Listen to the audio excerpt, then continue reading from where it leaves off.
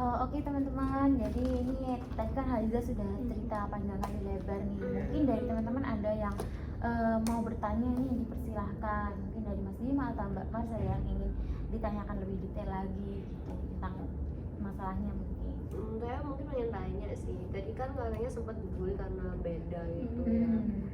Pernah nggak gara-gara dibully itu Mbak Haliza itu jadi kayak kebawa secara jadi kayak yakin gitu diri Mbak Haliza kalau Mbak Haliza itu jadi ya saya emang berbeda dari lainnya dan ngebikin Mbak Haliza jadi kayak rasanya pengen menarik diri gitu kan dari orang-orang. Iya pernah sih sampai ngerasa yang perasaan kayak kayaknya emang beda deh, sampai udah mikir kayak emang aku beda deh, sampai aku naik diri kayak gitu, kayak karena aku berbeda jadi kayak aku harus naik diri deh, kayak nggak umum untuk orang lain gitu loh.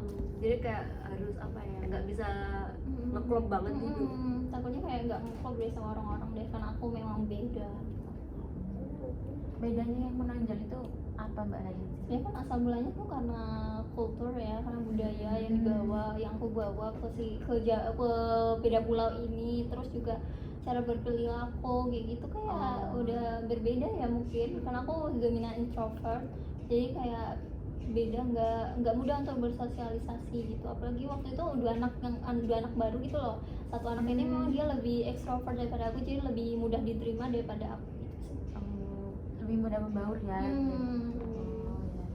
Mungkin Mas Bima ada yang mau ditanyakan ke Mbak Haliza? Mungkin cukup sih Ibu seperti itu. Ya, sama Mars. Kenapa kok cukup? Apa nggak ada mau kayak ngasih saran kayak Iya, boleh ngasih pendapat atau saran gitu untuk Mbak Haliza. Mbak Haliza ini tuh aja. menurut saya sudah mulai cukup berani ya untuk mengikuti kayak organisasi itu, dan Mbak Haliza tipe orang yang nggak mau mundur gitu, jadi tetap maju. Oh iya, bagus ya, iya benar. Terima kasih Bima. Sama sudah Ibu. Oke, bisa dapat saya simpulkan ya. Jadi mungkin Mas Bima ini kayak meskipun Mbak Aziza itu merasa takut, was-was gitu, tapi Mbak Aziza tuh tetap kayak apa ya?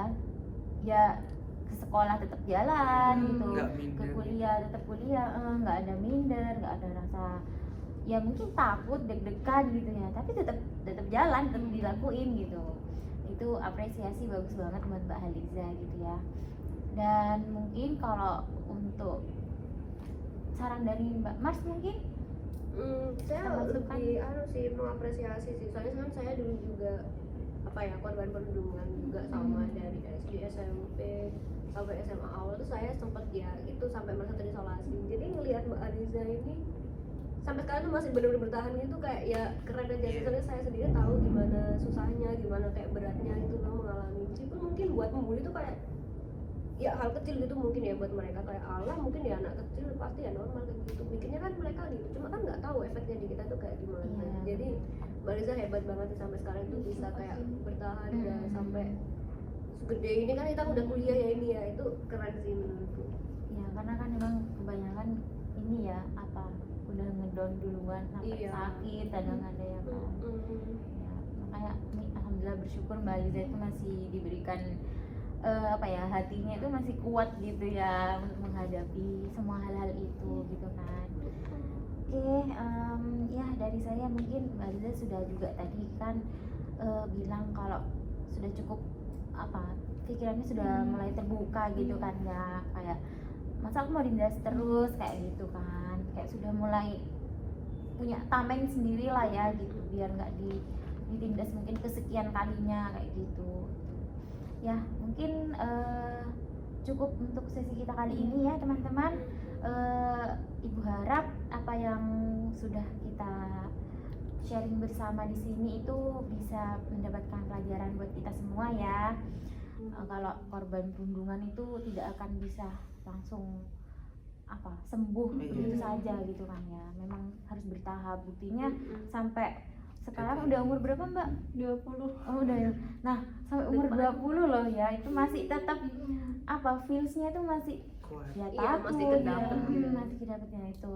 Jadi saya harap kita bisa kayak belajar, bisa menghargailah perbedaan antara orang itu, beda culture kah atau apa gitu kan ya. Itu sih yang ibu harapkan dari kita semua lah ya. Bisa saling menghargai gitu. Oke teman-teman, kiranya nanti kita ada sesi pertemuan lagi, kira-kira kalian mau di hari apa atau tanggal berapa? Kayaknya Kayaknya sama ya, aja. sama. Oh, sama ya. Oke. Dan untuk jamnya mungkin kita bisa lewat WA sih Iya, Bos, mungkin seumpamanya. kalau Oh, ada waktu telat itu waktu nggak sesuai sama jamnya ya. Ya nanti kalau misalkan ada perubahan waktu atau memang nanti ada kegiatan lain ya dari teman-teman kan beda-beda ini kan jurusannya, jadi bisa dilanjut di WhatsApp aja ya, Iya, di iya. grup WhatsApp. Oke teman-teman, saya ucapkan terima kasih banyak, dan untuk Mbak Aliza saya ucapkan terima kasih sangat-sangat udah mau berbagi ceritanya buat kita semua ya yang ada di sini. Dan saya harap untuk konseling berikutnya ini ya apa teman-teman yang lainnya bisa lebih aktif untuk Iya, bertanya gitu ya. Saya juga tadi minta maaf karena terlalu fokus untuk bertanya ke Mbak Aliza sehingga teman-teman yang lain ini kayak kurang kesempatannya gitu untuk bertanya gitu kan ya. Oke, jadi karena ini konseling kelompok dibebaskan untuk bertanya gitu ya teman-teman. Oke, terima kasih banyak teman-teman ya.